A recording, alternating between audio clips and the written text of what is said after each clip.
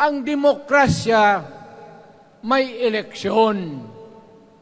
Para naman, tignan din nyo, Presidente Osmeña Bisaya. Ang napaalaala ko pa, Garcia Bisaya. Then Magsaysay Ilocano. Then si Quirino Ilocano. Ganon dapat. Ang election is a cleansing process. Gumagalaw yan, huwag mong pigilan. Ngayon, kung ikaw nandyan, naupo ka, you stop the process of governance, hintuin mo, kasi pahabain mo ang termo mo, gusto mo. Sabi ko nga sa iyo, Mr. President, kaibigan kita, Bingbong. Pag pinilit mo ito, lalabas ka ng Malacanang kagaya noong panahon na pinalayas kayo.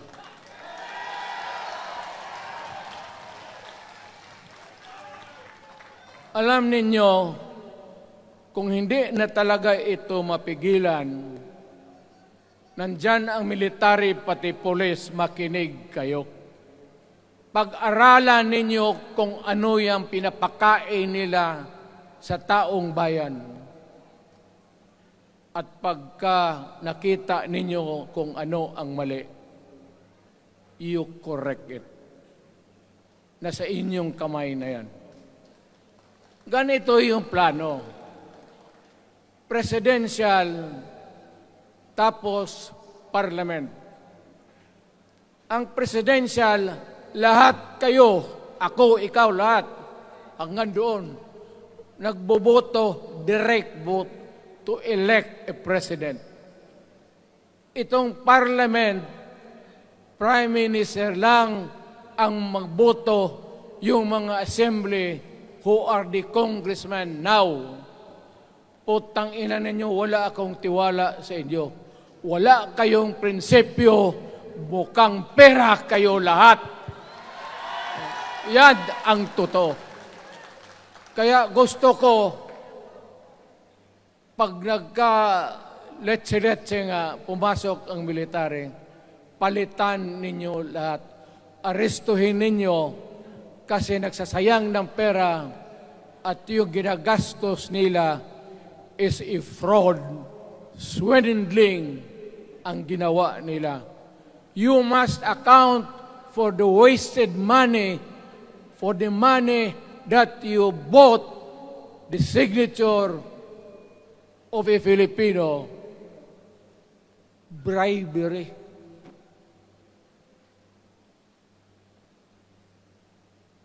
Magdasal lang kayo. If by the grace of God, mabalik ako,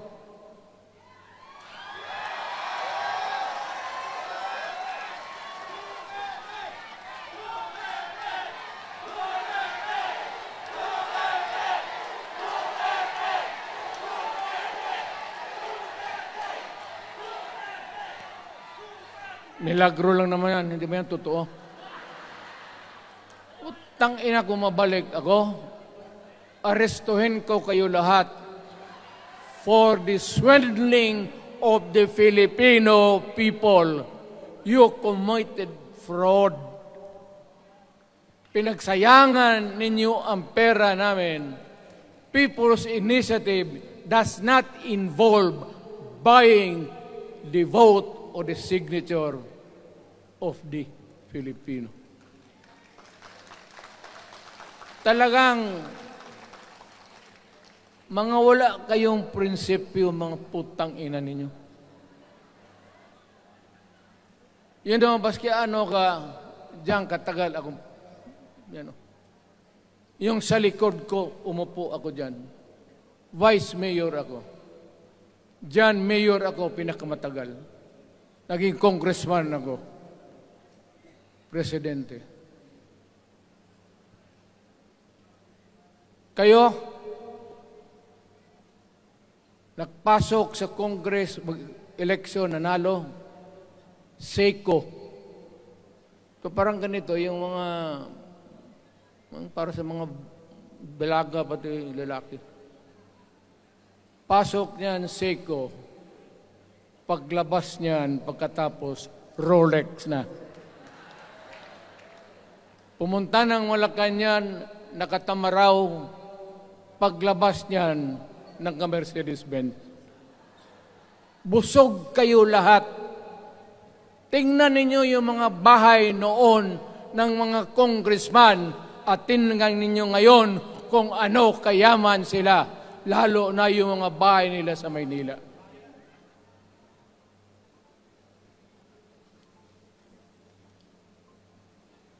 Wala kayong masabi sa akin. Alam mo bakit diretsahan ako magsalita? Ninipahat, wala ako. Paglabas ko sa Malacanang, lipad ako dito. Pumunta ako sa bahay ko para mag-retire. Ayaw ko sanang bumalik. Ayaw ko na. Matanda na ako. Putang ina, napapandol lang ako dyan eh. Kaya lang, marami akong magandang naisip kanina papunta dito. Kaya yung sumasayaw lang kasi yung mga ali. Nabakante tuloy, nakalimutan ko kung ano ko nang tangina. Huwag kayong magpaloko. Alam mo, Parliament, ang ambisyon niyan, karamihan, galing kay Lisa Marcos, pati kay Romualdez. Bongbong bangag yan.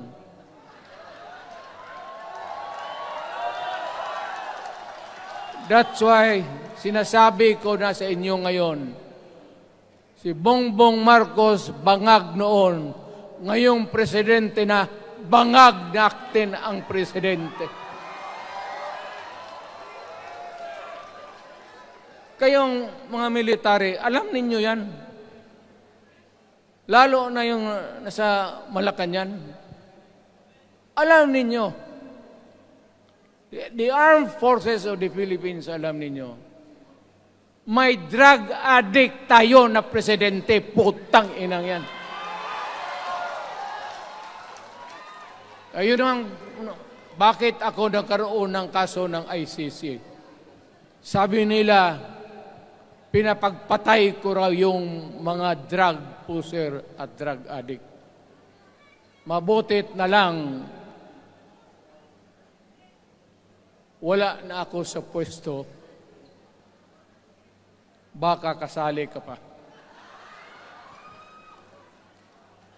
No, Mr. President, pinilit ninyo kami. Kayo yung sa Bisaya, kinikitoy mo yung Pilipino. You are testing the waters. Not even. You are, pushing to the limits ang pasensya ng Pilipino. Wag na wag mong gawin yan. Huwag mong gawin yan, huwag mong ituluyan kaya magkagulo. Pag hindi namin napilitan kayo sa mga rallies, sa aming mga boses, ang sentimento namin, ako'y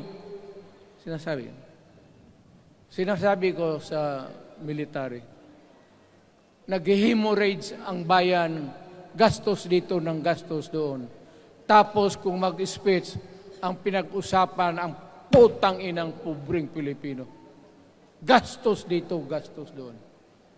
Mga military, maawa kayo sa bayan. Pag hindi namin kaya, gawin na ninyo. Gawin ninyo, kawawa ang Pilipinas. Alam mo, presidente, tapos mag-parliament, tumatakbo ng assemblyman o congressman niya si Sandro, tapos ipasok nila sa assembly, gawain nilang prime minister. Yan nga ang sakit ng Pilipino.